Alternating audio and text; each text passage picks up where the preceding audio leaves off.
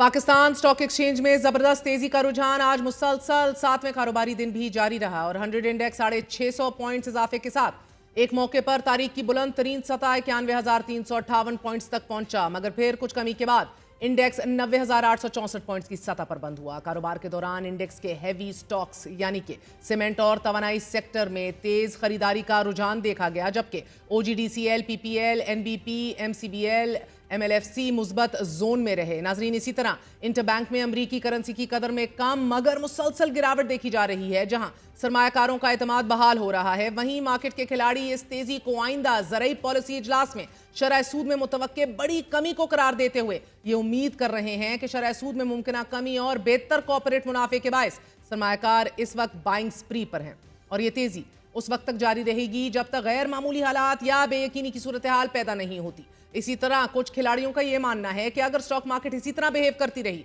और सियासी मंजरनामे पर कोई बड़ी तब्दीली रूनुमा ना हुई तो 100 इंडेक्स 1 लाख की सतह अबूर कर जाएगा। जबकि एक मुस्बत खबर यह भी है कि रवा साल के पहले क्वार्टर के दौरान बराहरास्त सरमायाकारी में 48% इजाफा देखा गया है। आईएमएफ एग्जीक्यूटिव बोर्ड इजलास में पाकिस्तान के लिए $7 अरब के बेल आउट पैकेज की मंजूरी के बाद पाकिस्तान बराहरास्त सरमायाकारी के लिए एक कोशिश कर रहा है और इसी कोशिश में अब यह पेशरफ भी सामने आई है कि आईएमएफ को $1.2 अरब की तेल की मौखर अदायगियों के हवाले से तस्दीक के बाद अब सऊदी अरब का आला सतह का वफ्द दिसंबर में पाकिस्तान का दौरा करेगा और इस दौरे में सहूलत की तफसीलात की हतमी शक्ल दी जाएगी। इसके साथ साथ सऊदी अरब के ताउन से $10 अरब की ऑयल रिफाइनरी के कयाम के हवाले से ऑयल रिफाइनिंग पॉलिसी भी काबीना कमेटी को अरसाल कर दी गई है। सहाफी मेहताब हैदर की खबर के मुताबिक पाकिस्तान सऊदी अरब से दरख्वास्त कर सकता है कि सऊदी ऑयल सहूलत के तहत $100 मिलियन का तेल माहाना बुनियादों पर मौखर अदायगियों पर 12 माह के लिए दिया जाए, जबकि इस अदायगी आइंदा साल के कैलेंडर से शुरू की जाएगी। सऊदी अरब पाकिस्तान में मुसलसल सरमायाकारी बढ़ा रहा है। सिर्फ साल 2023 के लिए पाकिस्तान में तकरीबन 1.6 अरब सऊदी रियाल की रकम रखी,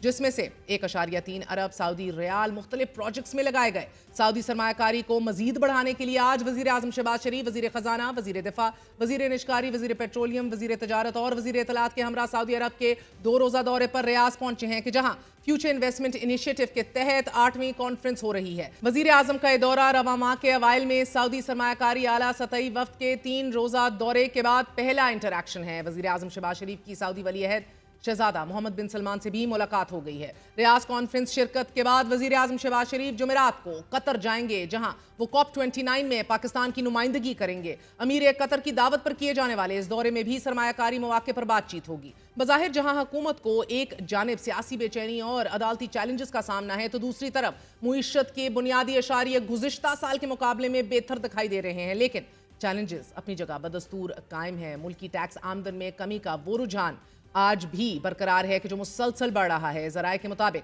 अक्टूबर के लिए FBR का खालिस टैक्स हदफ 980 अरब रुपए है, जबकि पहली सहमाही का 92 अरब रुपए का शॉर्टफॉल पहले ही मौजूद है और अब अक्टूबर के 90 अरब रुपए के शॉर्टफॉल को पहले सहमाही के शॉर्टफॉल में जमा कर लिया जाए तो मजमूई शॉर्टफॉल 192 अरब रुपए तक पहुंचने का खदशा है। FBR टैक्स शॉर्टफॉल पूरा करने के लिए 2 प्लान्स पर काम कर रहा है। सहाफी शहबाज राना की खबर के मुताबिक रेवेन्यू शॉर्टफॉल खत्म और 60 अरब इजाफी हासिल करने के लिए ऑर्डिनेंस तैयार कर लिया गया है। साथ ही इन्फोर्समेंट के जरिए कलेक्शन को बेहतर बनाया जाएगा और IMF शर्त पर ट्रैक्टर्स की खरीदो फरोख्त पर सेल्स टैक्स छूट 14% की गई, जबकि 4% की मजीद सेल्स टैक्स छूट ऑर्डिनेंस के जरिए खत्म की जाएगी। नाज़रीन, ऑर्डिनेंस के अलावा हुकूमत ने SIFC के ताउन से टैक्स निज़ाम को जदीद बनाने के लिए 10 रुकनी टास्क फोर्स तश्कील दे दी है कि जो FBR के ऑपरेशंस को डिजिटाइज करके निज़ाम को बेहतर बनाएगी। हुकूमत को टैक्स आमदन में शॉर्टफॉल के साथ साथ बिजली की कीमतों में यकमुश्त 7 रुपए से जायद इजाफे के बावजूद पावर सेक्टर का गर्दिशी कर्जा